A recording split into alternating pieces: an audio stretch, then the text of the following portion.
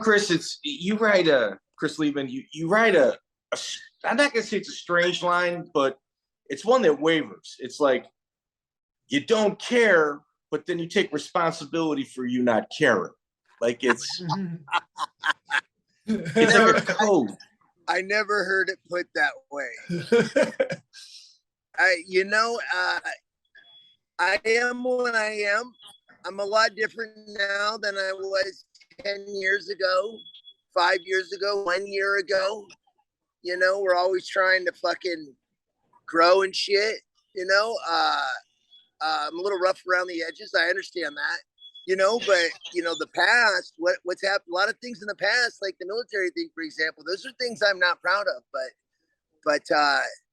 listen, man, it's what happened, and without everything that has happened, I wouldn't be where I'm at. Well, can we talk about one of your early coaching gigs? Sure. So Chris Leben, obviously he's in recovery now. Miguel and myself are also in that boat. Gets a DUI, ends up going to Hawaii for training camp, comes back, ends up a few days in Calacas County Jail. Okay. Where you taught the inmates how to fight. Oh, who told you that one? Fuck. Yeah, he does his research. No, actually, the reason on that particular charge, what had happened was I had to go to. They wanted me to go to England to fight Michael Bisping, but I had fucking moved to Hawaii and bailed on my diversion program.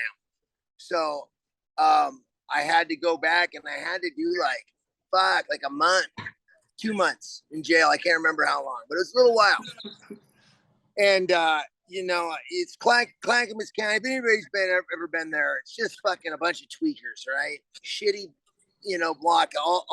You got 10 cells. They all open up. So you got 20 guys in this 10 by 100 foot common area.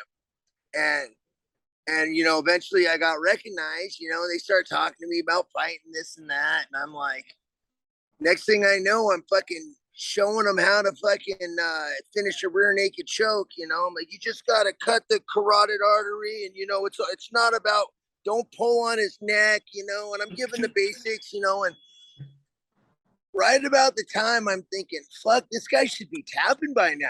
I look up and they got that fucking closed circuit camera right there, and I realize, and then he just goes limp and he's out.